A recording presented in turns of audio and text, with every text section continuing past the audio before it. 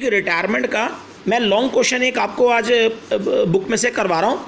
ये question number 40 है। Retirement में क्वेश्चन नंबर 40 में आपको करवा रहा हूँ। लॉन्ग क्वेश्चन है ये रिटायरमेंट का। ये बुक का 40 क्वेश्चन है। ओल्ड बुक में ये 40 नंबर पर है। मैं इसकी फ़ोटो जो है भी दे दूंगा ग्रुप में, आप देख लीजिएगा। बुक में से अच्छी तरह क्वेश्चन को देख लीजिएगा। ये रिटायरमेंट का लॉन्ग क्वेश्चन है, क्वेश्चन नंबर 40, जो मैं आपको अभी इस वीडियो में करवा देता हूँ पूरा का पूरा। तो मैं इस क्वेश्चन नंबर 40 को आपको पढ़वाता हूँ। देखो इसमें मेन बातें। अब ये रिटायरमेंट का लॉन्ग क्वेश्चन है, तो बताइए इसमें वही 4 काम होने हैं। एक तो रिवोल्यूशन बनना है, एंट्रीज होनी है, कैपिटल अकाउंट बनना है और नई बैलेंस शीट बननी है। ठीक है ना। तो मैं आपको बता दूं, जब भी रिटायरमेंट का लॉन्ग क्वेश्चन करोगे ना, जैसे ये क्वेश्चन नंबर 40 कर रहे हो, तो एक बात बोलूं, सबसे पहले पता है क्वेश्चन कैसे करो। ये क्वेश्चन नंबर 40, सबसे पहले एक काम करो, आप अपने रजिस्टर पर ना एक काम ये निपटा लो।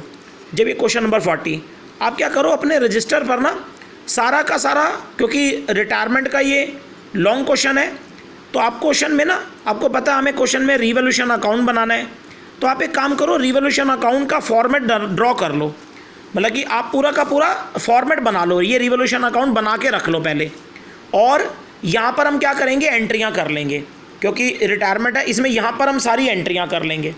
और हम क्या करते हैं, इसमें ना कैपिटल अकाउंट भी बना ही लेते हैं। पहले सारे फॉर्मेट ही बना लेना, कैपिटल अकाउंट भी बना लेते हैं। इस क्वेश्चन के अंदर हम लोग XYZ 3 पार्टनर हैं, ये XY और Z 3 पार्टनर हैं, तो कैपिटल अकाउंट भी ड्रॉ कर ही लेते हैं। अब पहले ही बना लो आप, मतलब कि कैपिटल अकाउंट भी मैंने बना लिया रिटायरमेंट के लॉन्ग क्वेश्चन का, तीनों पार्टनर्स का। और एक काम करते हैं, हम लोग न्यू बैलेंस शीट भी बना लेते हैं। ये मैंने नई बैलेंस शीट भी बना ली लॉन्ग क्वेश्चन के अंदर। ये नई बैलेंस शीट में लिख देना आफ्टर रिटायरमेंट ऑफ, इसमें ना Z रिटायर हो रहा है, तो Z रिटायर हो रहा है तो लिख देना नई balance sheet after retirement of Z। तो नई बैलेंस शीट भी ड्रॉ करके रख लो। ये असेट हो गई, ये लायबिलिटीज़ हो गई, ये अमाउंट, ये अमाउंट। यानी कि जब भी लॉन्ग क्वेश्चन करो तो पहले क्या करो, पूरा फॉर्मेट बना लो। रिवोल्यूशन बना लिया, एंट्रीज के लिए जगह रख ली, कैपिटल अकाउंट बना लिया और नई बैलेंस शीट तैयार कर ली। अब मैं ये क्वेश्चन नंबर 40 आपको समझा देता हूँ। क्वेश्चन नंबर 40, अब इस क्वेश्चन नंबर 40 को मैं आपको पढ़ा देता हूँ। वैसे बुक में से आप अच्छी तरह पढ़ लेना, अगर यहाँ पे नज़र नहीं आ रहा तो।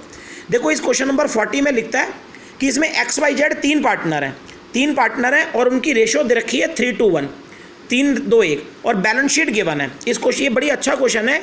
अच्छा, इसमें रिटायरमेंट का क्वेश्चन है, इसमें बैलेंस शीट देखो गिवन है। बैलेंस शीट के अंदर पहले आप असेट में देखो।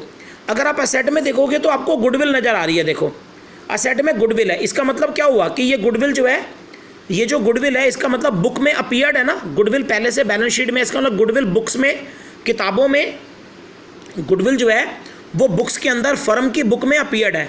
तो आपको पता ना, ये जो बैलेंस शीट में गुडविल नज़र आती है, इसका क्या करते हैं, इस गुडविल को हम राइट ऑफ कर देते हैं। रिटायरमेंट में भी ये गुडविल हम क्या कर देते हैं, आपको मैंने एंट्रियां कराई हैं, इस गुडविल को हम राइट ऑफ कर देंगे, हटा देंगे। रिटायरमेंट में भी इस गुडविल को राइट ऑफ की एंट्री होती है, तो मैं साथ साथ एंट्रियां कर ही लेता हूँ, साथ साथ जल्दी जल्दी हो जाएगा। तो ये गुडविल है, तो इस गुडविल को राइट ऑफ करने की मैं एंट्री कर देता हूँ। आपको मालूम है कि गुडविल की रिटायरमेंट में भी ये गुडविल हमारी राइट ऑफ की जो है एंट्री हो जाती है। तो बताइए, ये गुडविल आपको बैलेंस शीट नजर आई तो इसको राइट ऑफ कर दो आप। रिटायरमेंट में गुडविल राइट ऑफ की एंट्री होती है, लेकिन राइट ऑफ कौन कौन करेंगे, तीनों करेंगे। हालांकि इसमें Z रिटायर हो रहा है तो क्या हो गया, राइट ऑफ तीनों करेंगे। XYZ 2 गुडविल, राइट ऑफ की एंट्री ये होगी। और 6000 गुडविल है तो इसको तीनों जने राइट ऑफ करेंगे, XYZ 2 गुडविल। और ये तीनों राइट ऑफ कैसे करते हैं, ये राइट ऑफ की एंट्री आपको पता है ओल्ड रेशो में होती है, बताया आपको।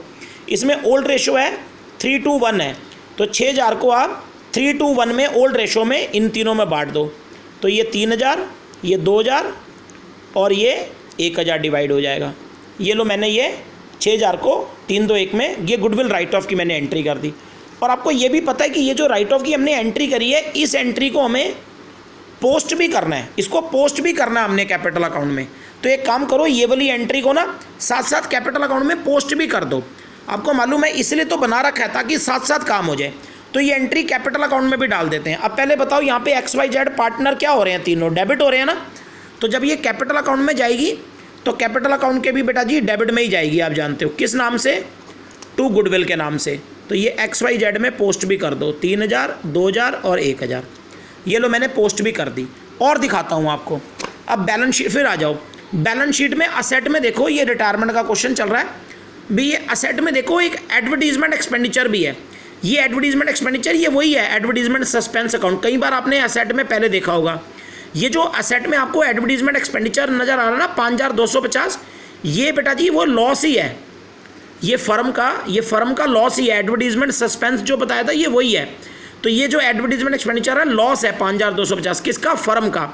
तो इस लॉस को 5250 को बेटा जी, इस लॉस को भी ना हम तीनों पार्टनर XYZ में डिस्ट्रीब्यूट कर देंगे। ये लॉस है ना, तो ये भी बेटा जी तीनों पार्टनर में डिस्ट्रीब्यूट कर देंगे। जैसे एडवर्टीजमेंट सस्पेंस नहीं बांटते थे, तो ये भी वही है, इसको भी हम तीनों पार्टनर में डिस्ट्रीब्यूट कर देंगे। लॉस है तो इसकी भी एंट्री हो जाएगी, इसकी भी एंट्री कर लेते हैं।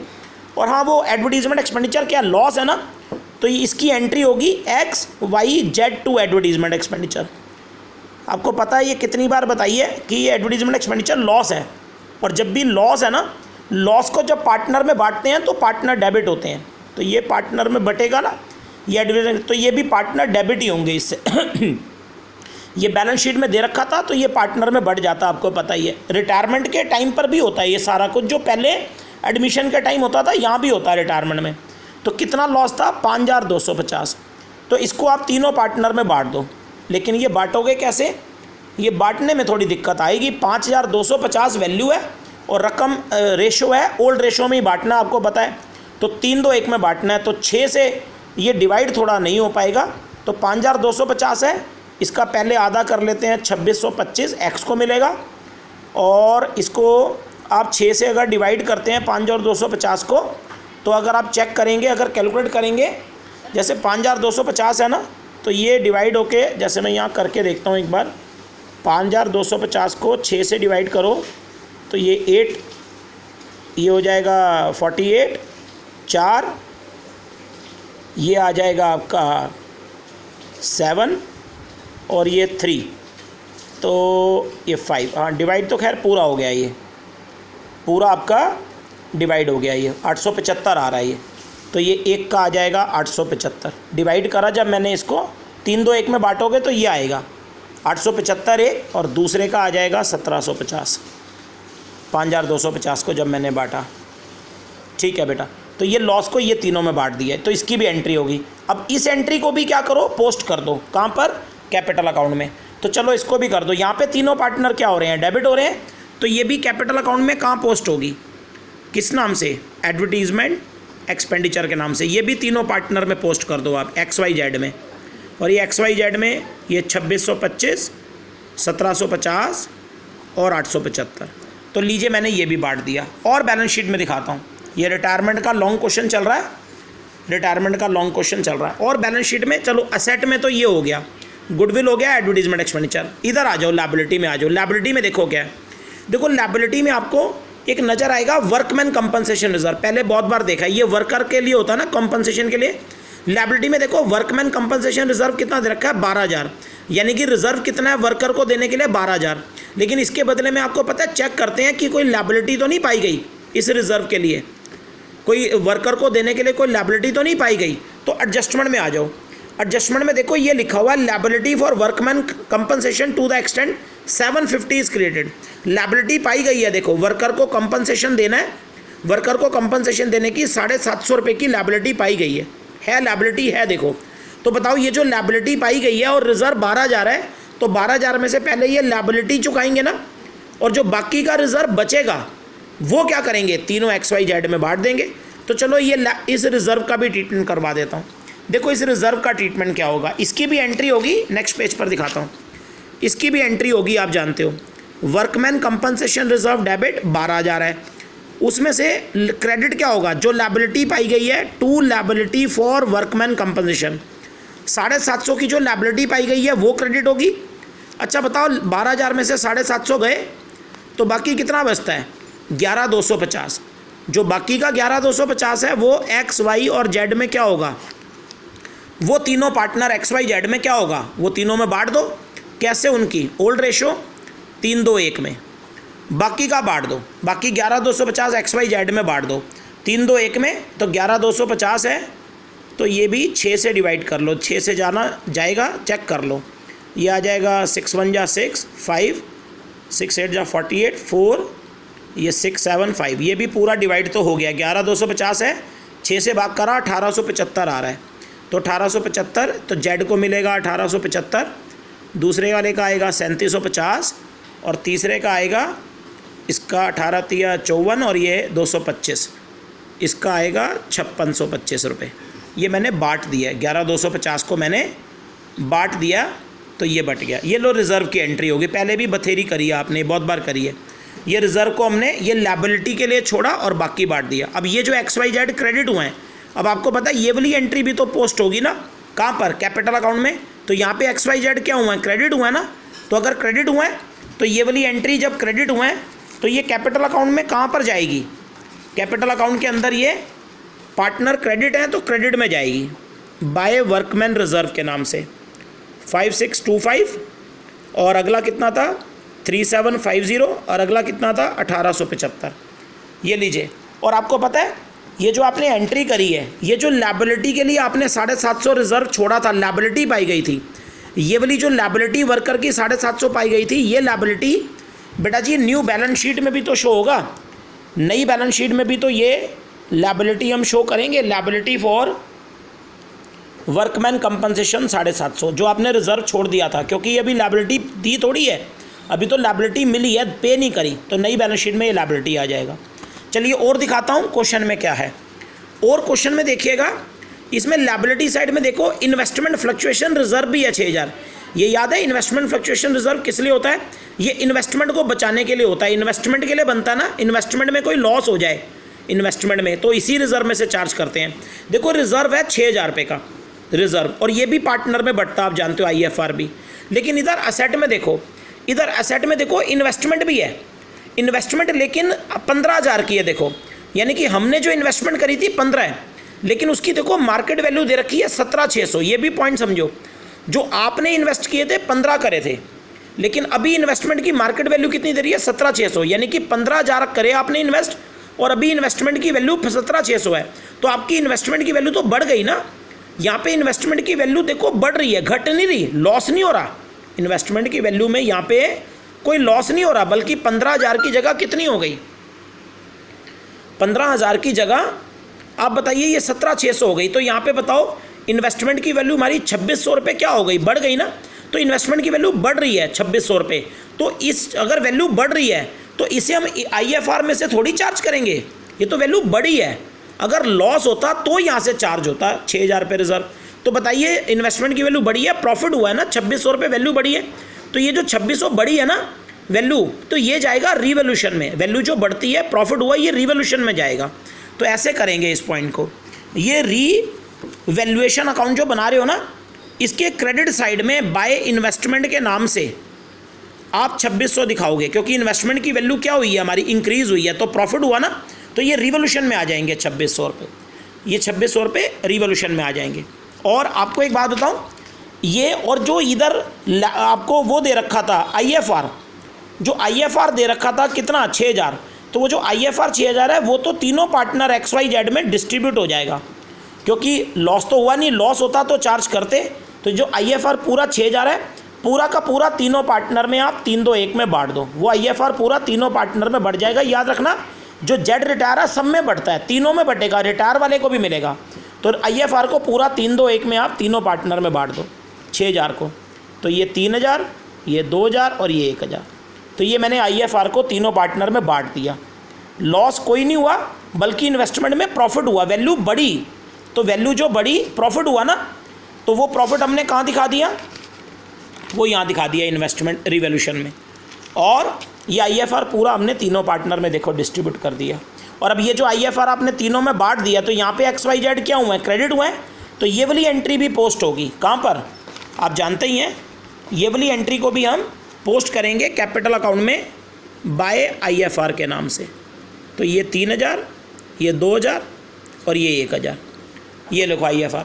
और मैं एक पॉइंट आपको और दिखाता हूँ एडजस्टमेंट में क्या। देखो ये जो क्वेश्चन नंबर 40 कर रहे हैं ना, क्वेश्चन नंबर 40, इसकी एडजस्टमेंट में ना एक पॉइंट लिखा है, ये D पॉइंट लिखा है, Z took over investment at market value. Actually बेटा जी इस क्वेश्चन में लिखा है कि जो जेड है ना, जो जेड है, ये जेड वही है फर्म का पार्टनर है, ये फर्म का पार्टनर है, और ये जेड वही है जो रिटायर होके जा रहा है। तो जेड जा रहा है ना, तो ये जेड ने पता है क्या किया, इन्वेस्टमेंट ले गया। ये जेड जाने वाला पार्टनर ये इन्वेस्टमेंट लेके जा रहा है फर्म की, ये फर्म की जो इन्वेस्टमेंट है, इन्वेस्टमेंट को जेड लेके जा रहा है। यानी कि ये वो पॉइंट है, इन्वेस्टमेंट क्या असेट है, एक असेट को ये जेड ले रहा है। जेड पार्टनर क्या ले रहा है, फर्म की इन्वेस्टमेंट असेट ले रहा है। तो बताओ फर्म में से, बताओ फर्म में से, तो आप मुझे बताओ फर्म में से तो इन्वेस्टमेंट जा रही है ना, फर्म में से तो असेट गई, और जेड पता है कितनी वैल्यू में ले रहा है, वही मार्केट वैल्यू में, मार्केट वैल्यू। तो आप मुझे बताइए मार्केट वैल्यू वही है ना, ये 17,600 ही है। तो 17,600 जो मार्केट वैल्यू उसकी अब हो गई है इन्वेस्टमेंट की 17,600, उतने में जेड लेकर जा रहा है। तो आप मुझे बताइए ये जेड फर्म की असेट ले गया, तो इसकी भी क्या होगी, एंट्री होगी। फर्म में से बताओ इन्वेस्टमेंट गई, असेट गई, और फर्म के एंगल से बताओ असेट गई, तो असेट जाती है तो क्या होती है, बताओ असेट जाएगी तो क्रेडिट होगी ना। तो इसकी भी एंट्री होगी, इस टॉपिक की भी। मैं इसकी एंट्री आपको दिखाता हूँ। इसकी एंट्री कुछ ऐसे होगी, देखो इसकी एंट्री ऐसे होगी, जेड कैपिटल डेबिट होगा। देखो फर्म के एंगल से बताओ, फर्म में से इन्वेस्टमेंट गई, असेट गई, तो असेट क्रेडिट होगा। ये जो जेड लेके जा रहा है इन्वेस्टमेंट, उसकी एंट्री है, तो जेड कैपिटल टू इन्वेस्टमेंट। और हाँ एक बात बताऊं, ये एंट्री पूरी बताता हूं आपको। जेड कितने में इन्वेस्टमेंट ले रहा है, 17,600 में मार्केट वैल्यू पे, लेकिन इन्वेस्टमेंट है कितने की, 15,000 की है, 15,000 की है ना, 15,000 वाली 17,600 में ले रहा ना। तो बताइए 2,600 रुपये इन्वेस्टमेंट की वैल्यू बढ़ गई ना। तो इन्वेस्टमेंट की वैल्यू जो 2,600 बढ़ गई, ये 2,600 हमने कहाँ डाल दिए थे, रिवोल्यूशन अकाउंट में ना।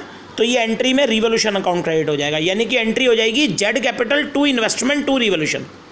जेड ले गया 17,600 में, और 15,000 वाली तो वैल्यू बढ़ गई ना 2,600, तो वो रिवोल्यूशन क्रेडिट हो गया 2,600 रुपये से। अच्छा ये एंट्री ये वो है, इन्वेस्टमेंट जेड ले गया, लेकिन अब आपको पता है ये इन्वेस्टमेंट जब जेड लेगा तो यहाँ पर जेड बताओ, ये वाली एंट्री भी पोस्ट होती है। यहाँ पर इस एंट्री में बताओ जेड क्या हो रहा है, डेबिट हो रहा है ना जेड एंट्री में। तो ये एंट्री भी कैपिटल अकाउंट में पोस्ट होगी। तो इसको भी पोस्टिंग करते हैं, देखो इसकी भी मैं आपको पोस्टिंग करके दिखाता हूँ। ये जेड डेबिट हुआ था ना वहाँ पे, दिखाता हूँ आपको 2 मिनट। जेड डेबिट हुआ तो ये एंट्री यहाँ पर टू इन्वेस्टमेंट के नाम से जेड में आएगी। ये एंट्री टू इन्वेस्टमेंट के नाम से यहाँ पर 17,600 में वो लेकर गया 17,600, तो ये पोस्टिंग हो गई। तो जो जो काम एंट्री हैं मैं सारी एंट्री आपको दिखाता चला जा रहा हूँ। ये देख लीजिए हो गई। चलिए और चलते हैं आगे आपके साथ। ये इस क्वेश्चन नंबर 40 के जो मेन पॉइंट है मैंने सारे बता दिए हैं, जो गुडविल था, एडवर्टीजमेंट था, सारे पॉइंट बता दिए मेन। अब इस क्वेश्चन नंबर 40 में ना अब इसका रिवोल्यूशन बनाते हैं। अब मैं इसका रिवोल्यूशन बनवा देता हूँ आपको, इसके रिवोल्यूशन के पॉइंट करते हैं। देखो इस क्वेश्चन नंबर 40 में बी पॉइंट पढ़ो आप, बी पॉइंट, ये रिवोल्यूशन के पॉइंट करा रहा हूँ, रिवोल्यूशन अकाउंट के। बी पॉइंट में लिखा है value of patent be reduce by 20%, by का मतलब उतने से, पेटेंट की वैल्यू 20% गिर गई, and that of machinery to 90%, और मशीनरी की वैल्यू भी गिर गई। रिड्यूस वर्ड चल रहा है मशीनरी, लेकिन मशीनरी के आगे टू लगा है। टू का मतलब होता है कि मशीन की वैल्यू 90% नहीं गिरी, 90% तक हो गई है। टू मतलब 90%। तो मैं बताता हूँ, पेटेंट की वैल्यू रिड्यूस बाय लिखा है 20% गिर गई। ऊपर बैलेंस शीट में देखो पेटेंट कितने हैं, बैलेंस शीट में देखो पेटेंट जो है वो 10,000 के हैं, तो इसका 20% निकाल लो, इसका 20% 2,000 पेटेंट की वैल्यू क्या हो गई है, 2,000 पेटेंट की वैल्यू गिर गई है, कम हो गई है। दो बाय का मतलब 2,000 गिर गई है। तो आप बताइए 2,000 गिर गई, पेटेंट असेट है, असेट की वैल्यू गिरना क्या हुआ, लॉस हुआ ना। तो ये रिवोल्यूशन में कहाँ आएगा, क्योंकि पेटेंट की वैल्यू गिरी है 2,000 पे, तो लॉस हुआ तो रिवोल्यूशन के डेबिट में आ जाएगा। और वैल्यू 2,000 गिरी है, तो आप बताइए पहले पेटेंट कितने थे, 10,000 के थे, और 2,000 उसकी वैल्यू गिर गई, तो 2,000 तो यहाँ आ जाएगा। तो नए पेटेंट जब नई बैलेंस शीट बनाओगे, तो नई बैलेंस शीट में असेट में जब पेटेंट दिखाओगे ना, तो यहाँ पे पेटेंट आपको 8,000 दिखाने होंगे, क्योंकि 2,000 वैल्यू गिर गई है। ऐसे ही मशीन की भी गिरी है, मशीन भी दिखा देता हूँ आपको। मशीन की जो वैल्यू है ना, मशीन ऊपर 50,000 की है, लेकिन मशीन के बारे में लिखा है 92, यानी कि मशीन की वैल्यू 90% गिर नहीं गई, 90% तक हो गई है। तो मशीन 50,000 है ना, 50,000 का 90% निकाल लो, 50,000 का 90% पता है कितना होता है, 45,000 रुपये। तो समझ लो मशीन की वैल्यू 45,000 अब हो गई है, 45,000 गिरी नहीं, 45,000 अब हो गई है, 50 से 45 हो गई है। तो कितनी गिर गई मशीन की वैल्यू, कितनी गिर गई, तो मशीन की वैल्यू भी गिर गई है। तो बताओ कहाँ पर आएगा, रिवोल्यूशन के डेबिट में लॉस हुआ ना, ये भी तो लॉस है मशीन की वैल्यू गिरना। तो मशीन के नाम से यहाँ 5,000 आएगा, क्योंकि वैल्यू जो है वो सिर्फ 5,000 ही गिरी है, वैल्यू सिर्फ 5,000 ही गिरी है। और मशीन की नई वैल्यू जो है वो 45,000 हो गई है, तो 45,000 यहाँ पर आ जाएगा। ये मैंने रिवोल्यूशन के पॉइंट कराए। और दिखा देता हूँ रिवोल्यूशन के पॉइंट। इसमें सी पॉइंट में देखो लिखा है प्रोविज़न बनाना है, वही डाउटफुल डेट पे 6%, ये डेटर पे 6% प्रोविज़न बनाना है। तो ऊपर बैलेंस शीट में देखो डेटर कितने हैं, डेटर 40 के हैं, आपको पता है ना, इन पे बनता है 40 पे, तो 40,000 पे 6% बना लो, कितना आएगा, 2400 रुपये आएगा। और पहले से भी बना हुआ 2,000, तो ये कौन सा होता है, ओल्ड होता है, और जो अब ये 6% बनाओगे ये न्यू होता है। तो अगर प्रोविज़न बढ़े तो ये भी लॉस होता है, आप जानते हो। तो मैं आपको दिखाता हूँ ये प्रोविज़न का पॉइंट। देखो पहले ओल्ड जो प्रोविज़न बना हुआ है बुक में देख लेना 2,000 बना हुआ है, और नया बनाना है 6% जो कि 2400। तो बताइए 400 रुपये का जो प्रोविज़न है वो क्या हो गया, 2 से, ये 2400 नया वाला है और ये ओल्ड वाला है। तो आप बताइए प्रोविज़न 400 रुपये बढ़ गया ना, यहाँ पे इस क्वेश्चन में प्रोविज़न बढ़ रहा है, 400 रुपये प्रोविज़न हमारा बढ़ गया। तो प्रोविज़न जितना बढ़ेगा ये भी तो प्रोविज़न बढ़ रहा है, तो लॉस है ना। तो ये रिवोल्यूशन में किधर आएगा, रिवोल्यूशन में वही डेबिट में ही आएगा। किस नाम से, प्रोविज़न फॉर डाउटफुल डेब्ट 400 रुपये। तो ये प्रोविज़न भी 400 रिवोल्यूशन के डेबिट में आ जाएगा।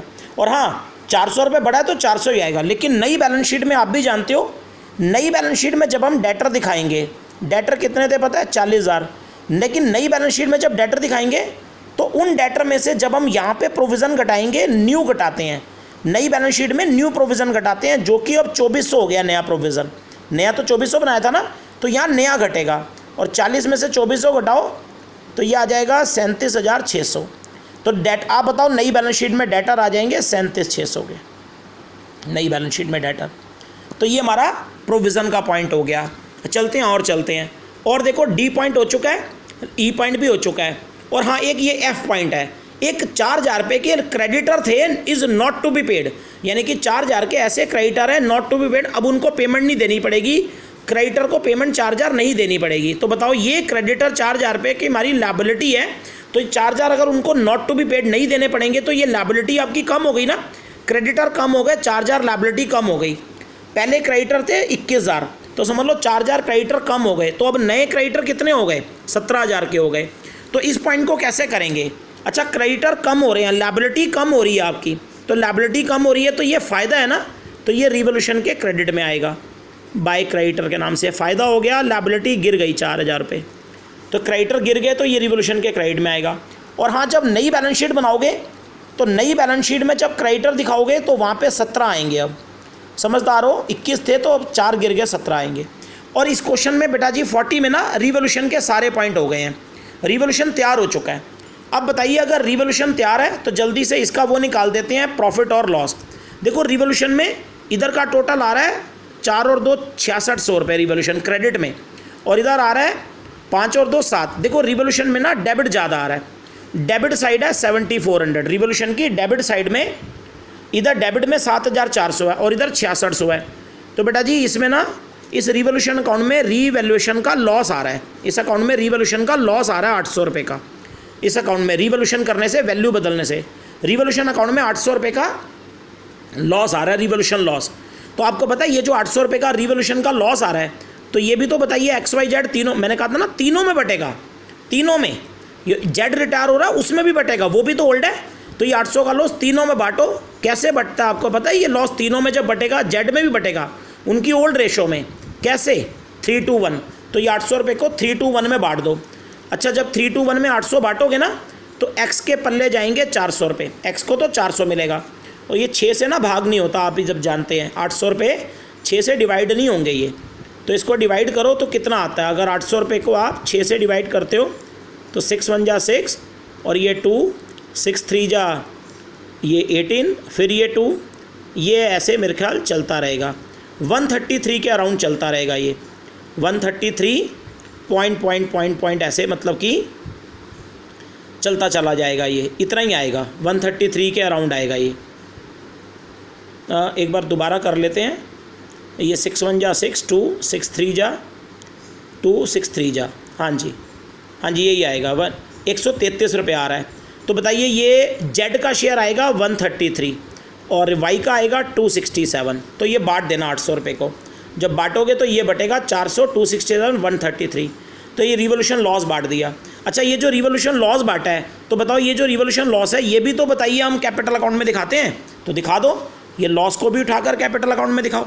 तो बताइए ये लॉस है ना, तो लॉस है, क्रेडिट में है ना रिवोल्यूशन के, तो जब ये कैपिटल में जाएगा ये लॉस, तो कैपिटल अकाउंट के डेबिट में जाएगा। इधर दिखाना टू रीवैल्यूएशन अकाउंट के नाम से, ये जो रिवोल्यूशन का लॉस है तो ये कैपिटल अकाउंट के डेबिट में पोस्ट होगा। XYZ तीनों में डाल दो, 400, 267, 133। ये लो मैंने रिवोल्यूशन अकाउंट बना दिया, ये लो ये भी बन गया। और अब मैं इसकी आपको वो और एंट्री बता देता हूँ। इसमें बस ये क्वेश्चन नंबर 40 में बस ए पॉइंट नहीं हुआ, इसमें गुडविल ऑफ दी फर्म दे रखी है, देखो ए पॉइंट रह गया। गुडविल फर्म की दे रखी है 34,800। आपको पता है ये गुडविल फर्म की क्यों दे रखी है? ये गुडविल, इसका गुडविल का ट्रीटमेंट करा देता हूँ। ये गुडविल आपको फर्म की पता है क्यों दे रखी है 34,800, 34,800? बेटा जी ताकि इस 34,800 से आप जेड की गुडविल निकाल लो। जेड कौन है? जो रिटायर होके जा रहा है। तो 34,800 से आप जेड की निकाल लो कि जेड जो रिटायर हो रहा है उसकी गुडविल कितनी बनती है। जेड का शेयर 1/6 है, जेड का शेयर जो है फर्म में कितना है? 321 है, तो 1/6 है। तो ये 34,800 का 1/6 निकाल लो, जेड की गुडविल आ जाएगी। इसको डिवाइड करो, ये आ जाएगा 6×5 = 30 और ये 4×6 = 8 ये 5800 रुपये बनता है। ये जेड की गुडविल आ गई। और आपको शायद भूल गया, आप बताइए यहाँ पे जेड रिटायर हो रहा है, तो जेड के रिटायर होने पर मैंने एंट्रियाँ नहीं बताई, 2 एंट्रियाँ बताई थी जेड के रिटायर होने पर। कौन सी? एक तो बताई थी गुडविल राइट ऑफ की, गुडविल राइट ऑफ वो कर चुके हैं, राइट ऑफ वाली एंट्री हम कर चुके हैं पहले ही, गुडविल राइट ऑफ की। और दूसरी मैंने बताओ जेड के रिटायर होने पर क्या बताई थी? XY2Z नहीं बताई। एक्चुअली जो जेड जा रहा है तो जेड की कितनी गुडविल है बताओ? 5800। तो ये जो जेड की 5800 रुपये गुडविल है, ये इसे कौन देंगे बताओ? XY दोनों मिलकर बचे हुए, ये दोनों मिलकर जेड को उसकी गुडविल देंगे ना। और ये एंट्री बताई थी ना XY2Z, XY दोनों मिलकर जेड को उसकी ये गुडविल जो है देंगे ना, XY मिलकर। और ये एंट्री किस रेशो में होती है? मैंने बताया था गेनिंग रेशो में। XY जेड को गुडविल कैसे देंगे? ये जेड की गुडविल है, ये XY जेड को उसकी गुडविल कैसे देंगे? 5800 गुडविल XY कैसे जेड को देंगे? गेन रेशो में। तो ये एंट्री करने के लिए आपको भूल गया, ये एंट्री में गेन रेशो चाहिए। अब जहाँ तक बात रही गेन रेशो की, तो मैं गेन रेशो के बारे में आपको बता दूँ, वो मैंने आपको बताया था न्यू माइनस ओल्ड करके निकलती है। और किस किस की निकलेगी? XY की। तो देख लेते हैं, मैं क्वेश्चन दिखा देता हूँ आपको। इस पूरे क्वेश्चन में ना, इस पूरे क्वेश्चन में अगर आप चेक करते हो ना, अगर आप इस पूरे क्वेश्चन को देखोगे, इस पूरे क्वेश्चन में ना कहीं पर बेटा जी ये न्यू रेशो नहीं है।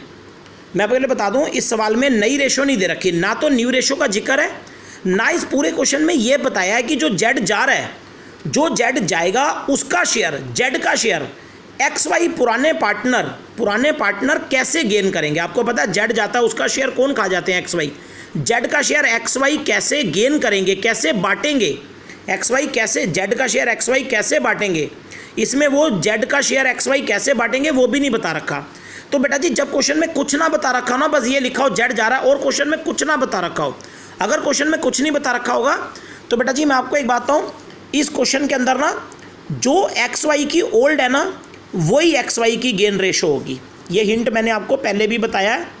इसमें XY की ओल्ड क्या है? 3-2 है, तो समझ लो इसमें XY की गेन रेशो, XY की जो गेन रेशो है वो भी 3-2 है। XY ने जो गेन करा 3-2 में, अगर क्वेश्चन में कुछ नहीं लिखा तो जो ओल्ड है वही गेन होती है। तो गेन रेशो आप समझ लो इसमें 3-2 है। मैं दिखाता हूँ, तो आप समझ लो ये 3-2 की रेशो इनकी गेन रेशो है। तो XY की ये 5800 रुपये आप 3-2 में बांट दो, 3:2 में डिवाइड कर दो इस 5800 रुपये को। तो ये कितना आएगा एक बार डिवाइड कर लेते हैं हम लोग इसको। 5800 को जब आप 3-2 की रेशो में बांटते हैं तो ये 1160 रुपये बनता है, 1160। तो ये बनता है, एक का बनता है 2320 और दूसरे का बनेगा 3480। ये मैंने बांटा है 5800 को, ये बटेगा, ये आ जाएगा XY में बांट दिया। ये मैंने गेन रेशो 3-2 में बांट दिया। और ये जो आपने एंट्री करी है जेड जा रहा है, XY मिलकर जेड को क्या दे रहे हैं? जेड को उसकी गुडविल दे रहे हैं, ये जेड को उसकी गुडविल दे रहे हैं गेन रेशो में। और बेटा जी ये जो आपने रिटायर पर एंट्री करी है ना XY2Z, अब ये जो एंट्री करी है आप बताओ इस एंट्री की भी तो, इसको भी तो पोस्ट करेंगे। ये वाली एंट्री भी पोस्ट होगी कहाँ पर? कैपिटल अकाउंट में। इसको पोस्ट करो, इसको फटाफट इसको पोस्ट करते हैं। आप बताइए ये वाली एंट्री में XY दोनों क्या हो रहे हैं? डेबिट हो रहे हैं ना, और जेड क्रेडिट हो रहा है, तो ये दोनों तरफ जाएगी। तो मैं पोस्टिंग कर देता हूँ यहाँ पर। वो जो एंट्री आपने देखी उसमें XY दोनों क्या हो रहे थे? डेबिट हो रहे थे ना। तो XY डेबिट है तो XY के डेबिट में जाएगी। किस नाम से, टू जेड, एक्स वाई के डेबिट में डाल दो 3480 और 2320, ये लो। और जेड वहाँ पर क्या हो रहा था उस एंट्री में, याद करो जेड क्या हो रहा है, जेड वहाँ पर क्रेडिट हो रहा था ना, तो जेड क्रेडिट हो रहा था किस नाम से, बाय उल्टे नाम एक्स वाई के नाम से, तो जेड के क्रेडिट में जाएगी। ये लो मैंने ये एंट्री भी पोस्ट कर दी, जेड वाली एंट्री भी ये मैंने दोनों तरफ पोस्ट कर दी। अब इस क्वेश्चन नंबर 40 का सारा काम हो गया, इसमें ए से लेकर एफ तक सारी एडजस्टमेंट हो चुकी हैं। अब एक बात बोलूँ, रिवोल्यूशन तैयार है, सारी एंट्रियाँ तैयार हैं। अच्छा कैपिटल अकाउंट भी तैयार है, कैपिटल अकाउंट भी तैयार है, बस कैपिटल अकाउंट में याद है, कैपिटल अकाउंट जब बनाते हैं तो शुरू में क्रेडिट में किससे शुरू होता है, बीडी से। कैपिटल अकाउंट में बस बीडी दिखाने रह गए, और बीडी के नाम पर क्या दिखाते हैं, एक्स वाई जेड की कैपिटल, तो कैपिटल अकाउंट में बीडी रह गए।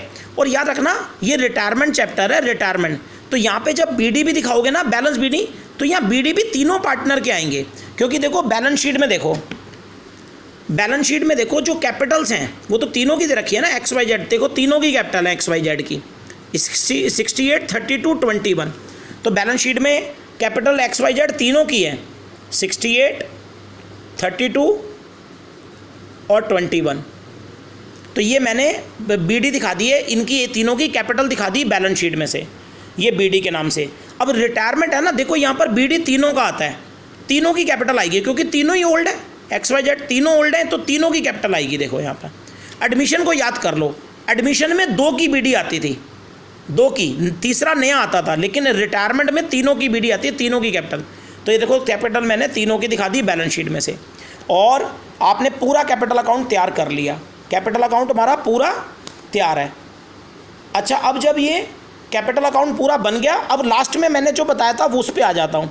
कैपिटल अकाउंट तैयार है, अब आपको एक बात बताऊँ, अब इसमें एक्स और वाई जो बच गए हैं, जो ये एक्स वाई बचे हैं, ये एक्स में से एक्स घटा लो और वाई में से वाई घटा लो।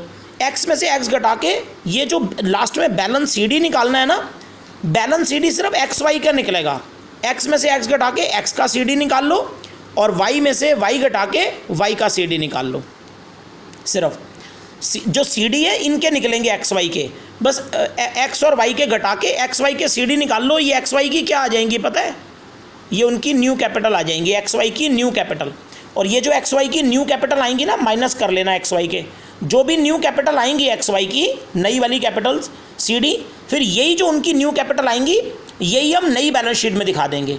नई बैलेंस शीट में एक्स और वाई की सिर्फ कैपिटल दिखाना, न्यू वाली कैपिटल, ये वाली जो सीडी में आएंगी यही एक्स वाई की कैपिटल आप यहाँ शो कर देना। यहाँ जेड की नहीं आएगी, जेड तो गया, तो सीडी सिर्फ 2 के आएंगे। अब जो जेड है, अब जेड का भी निकाल लो, ये जेड का टोटल करो, ये जेड में से जेड घटाओ, लेकिन जो जेड का यहाँ पे बैलेंस निकालोगे ना, जो भी निकलेगा वो सीडी नहीं होगा, जेड में से जेड घटा के जेड का जो भी बैलेंस आएगा ना, वो मैंने क्या बोला था, वो जेड की क्या आ जाएगी, वो जेड की फाइनल पेमेंट आ जाएगी, मतलब कि फाइनल अमाउंट आ जाएगा, वो जेड का फाइनल अमाउंट आ जाएगा जो फर्म ने जेड को देना है। ये जेड का माइनस करके फाइनल अमाउंट आ जाएगा जो किसने देना है, फर्म ने जो जेड को पे करना है वो अमाउंट आ जाएगा, यहाँ पर माइनस कर लो। निकाल देता हूँ, ये जेड वाला मैं निकाल देता हूँ। देखो जेड का इधर का टोटल देखो कितना आ रहा है, 21,000 और ये 5800, ये कर लेते हैं जल्दी से, 21,000 और 6 जोड़ लेते हैं, चलो ये 21 और 6 27,000 और 28,000 29,675, ये इधर आ रहा है 29,675 जेड का इधर, और इसमें से ये घटा दो जेड में कितना है, इधर कितना है 17 और एक 18 और 8 और 6 14, नहीं ये भी तो है, ये 17 और एक 18 और ये 8 6 14 और एक 15, तो ये 19,608 रुपये आ रहा है, ये इधर आ रहा है 19,608।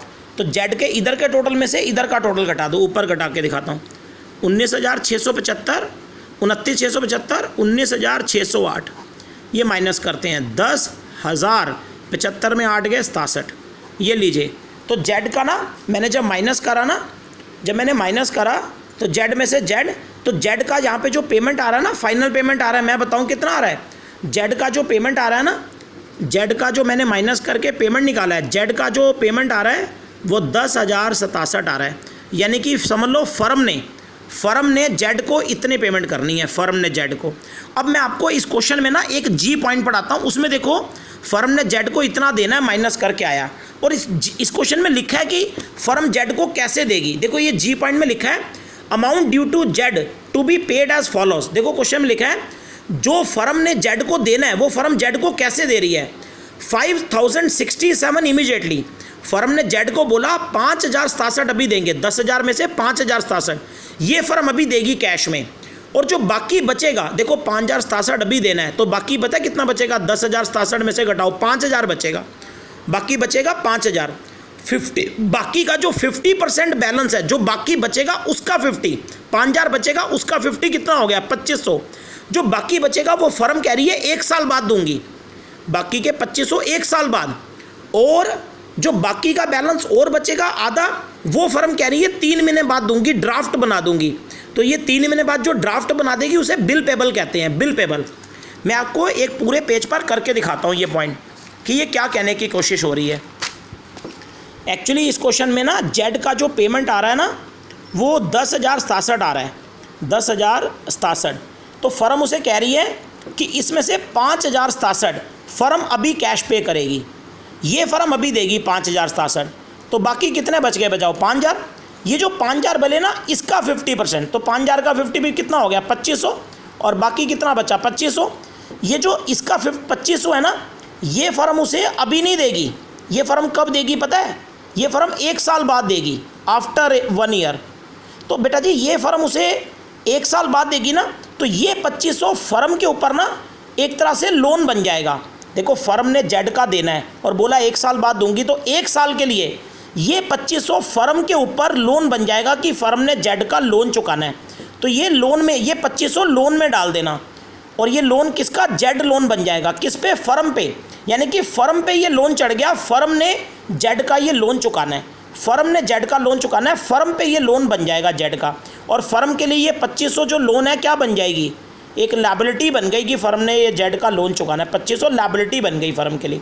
और हाँ ये जो 2,500 और है ना ये फर्म उसे देगी 3 महीने बाद, 3 महीने बाद। तो ये 2,500 का ना फर्म पता है क्या कर रही है, इस 2,500 का फर्म उसे अपना बिल पेबल दे रही है। बिल पेबल आपको पता है ना, जो किसी को बना के दे देते हैं, वादा करके दे देते हैं कि पैसे दे देंगे, तो ये 2,500 का फर्म उसे बिल पेबल दे रही है, बिल पेबल इस 2,500 का। तो बताओ कैसे दे रही है, 5,067 अभी, 2,500 का बिल पेबल दे रही है, ड्राफ्ट बना के बिल पेबल बना के 3 महीने का, और ये 2,500 कह रही है 1 साल बाद दूंगी। तो ये जो 1 साल बाद देगी तो ये फर्म पे कर्ज नहीं बन गया 1 साल के लिए, तो ये फर्म के लिए लोन बन जाएगा, जेड लोन, फर्म के लिए लोन है, फर्म की लायबिलिटी बन जाएगा। तो ये मैंने आपको समझा दिया। लेकिन इस पूरे टॉपिक को हम कैपिटल अकाउंट में कैसे करेंगे, यहाँ पे एक्चुअली जगह बड़ी कम है, वहाँ पे आपको शायद समझ नहीं आएगा, बड़ा उलझ जाएगा मामला। एक्चुअली यहाँ पर पता है कैसे लिखेंगे, जेड की पेमेंट कितनी आई थी 10,067, एक साथ नहीं लिखना, ऐसे लिखना, 5,067 अलग लिखना, 2,500 अलग लिखना, और 2,500 अलग लिखना। एक्चुअली इनके आगे यहाँ पर थोड़ी जगह कम है, मैं दिखा देता हूँ। ये 5,067 के आगे लिखना 2 कैश, ये पर्टिकुलर में लिखना है, ये पर्टिकुलर में थोड़ी जगह नहीं है, मैं इधर लिख रहा हूँ। इसके आगे 2 कैश लिखना, क्योंकि ये देंगे, ये देगी फर्म कैश में, और ये जो 2,500 बाकी है ना इसके आगे लिखना 2 बिल पेबल, ये फर्म उसे बिल पेबल देगी, और ये जो 2,500 और बाकी है ना इसके आगे लिखना 2 लोन, ये फर्म लोन में डाल देगी। ये जगह नहीं है इस वजह से मुझे ऐसे लिखना पड़ रहा है, ये सब वैसे इधर लिखना पर्टिकुलर में। तो ये ऐसे लिखना 5,000 कैश, 2,500 बिल पेबल और 2,500 लोन में डाल देना। तो ये यहाँ पर जेड ऐसे ख़त्म हो जाएगा, ऐसे जेड का अकाउंट ख़त्म। एक्स वाई की तो सीडी खुद निकाल लेना, निकाल के यहाँ लिख देना, मैं नहीं निकाल रहा। जेड का ऐसे ख़त्म करना, ऐसे जेड को बिल्कुल ख़त्म करना। अब जेड की पेमेंट ख़त्म हो गई ना, लेकिन इस तीनों बातों का बैलेंस शीट पे देखो क्या असर है आएगा। बैलेंस शीट में देखो ये जो 2,500 का फर्म ने उसे बीपी दे दिया और लोन में डाल दिया, तो बताओ ये बिल पेबल और लोन दोनों क्या हैं? अरे ये दोनों तो लायबिलिटी है ना, किसकी? ये दोनों तो लायबिलिटी है किसकी? फर्म की। ये दोनों फर्म की लायबिलिटी हैं, तो ये बिल पेबल और लोन तो नई बैलेंस शीट में लायबिलिटी में शो होंगे। नई बैलेंस शीट में लायबिलिटी में बिल पेबल भी, और ये जेड लोन के नाम से, जेड लोन लिखना, जेड लोन के नाम से ये 2,500 और ये 2,500 दूसरा, ये बिल पेबल और जेड लोन के नाम से बैलेंस शीट में शो करना। ये दोनों तो लायबिलिटी बन गए। किसकी लायबिलिटी बन गए बताओ? फर्म के लिए। ये तो फर्म के लिए लायबिलिटी बन गए ना। और हाँ, नई बैलेंस शीट में असेट साइड में जब कैश दिखाओगे, पहले पुरानी बैलेंस शीट में आप दिखा दूँ, पुरानी बैलेंस शीट में कैश गिवन है ना, पुरानी बैलेंस शीट में जो कैश है वो 5,750 है। तो नई बैलेंस शीट में पहले आप कैश दिखाना 5,750। बेटा जी इसमें से जो जेड को पे कर दिया, कितना पे कर दिया बताओ फर्म ने कितना दे दिया 5,760, ये कैश में से माइनस हो जाएगा। अरे फर्म में से कैश गया तो फर्म के बाद जो कैश है उसमें से ये जो जेड को दे दिया ये माइनस कर दो, 5750 में से 5,760 माइनस करो एक बार, ये बचेगा कितना मुझे बताओ, ये बचेगा 687, सिर्फ 687 बचेगा। अगर मेरी कैलकुलेशन गलत होगी, 683 फर्म के पास बचेगा, ये फर्म में नया कैश आ जाएगा। तो ये फर्म का कैश नया आ गया और ये लायबिलिटी बन जाएगा। तो ये जेड हो गया। एक्स वाई की सीडी खुद निकाल लेना, मैं क्वेश्चन यहीं स्टॉप कर रहा हूँ। बस उसके बाद क्वेश्चन पूरा हो चुका है, बैलेंस शीट पूरी बन चुकी है। अब बस ओल्ड बैलेंस शीट में एक बार देख लेना, ओल्ड बैलेंस शीट में कुछ रह तो नहीं गया। इधर लायबिलिटी साइड में सब कुछ हो चुका है, असेट साइड में कैश, डेटर, हाँ ये स्टॉक रह गया। इन्वेस्टमेंट मत दिखाना, इन्वेस्टमेंट तो याद है जेड ले गया था, पेटेंट हो गए, गुड मशीन हो गई, ये हो चुका है, गुडविल भी ख़त्म, एडवर्टीजमेंट भी ख़त्म, बस स्टॉक रह गया था 30,000। तो ये जो पुरानी स्टॉक रह गया था वो भी नई बैलेंस शीट में ले आओ। ये मैं बीच में कहीं दिखा देता हूँ, ये मैंने नई बैलेंस शीट में स्टॉक दिखा दिया 30,000, ये लो नई बैलेंस शीट में स्टॉक, ये चेंज नहीं हुआ, एज इट इज दिखा दो। बाकी पूरी नई बैलेंस शीट तैयार है, टोटल कर लो, आंसर बिल्कुल मैच कर जाएगा। सीडी निकाल लेना और यहाँ दिखा देना और टोटल कर लो, आंसर मैच कर जाएगा। ये मैंने पूरा एक लॉन्ग क्वेश्चन आपको करवा दिया है रिटायरमेंट का, और बहुत बढ़िया क्वेश्चन मैंने करवाया है, 40 क्वेश्चन जिसमें बहुत सारे पॉइंट थे, तो पूरा क्वेश्चन मैंने डिस्कस कर दिया है। इसके बेसिस पर आप रिटायरमेंट के आप और भी लॉन्ग क्वेश्चन कर सकते हो। इससे सारे हल्के ही हैं, मैंने सबसे बढ़िया कराया, इससे सारे हल्के क्वेश्चन हैं। तो बाकी क्वेश्चन रिटायरमेंट के बड़े आराम से आप कर लोगे, मेहनत करो,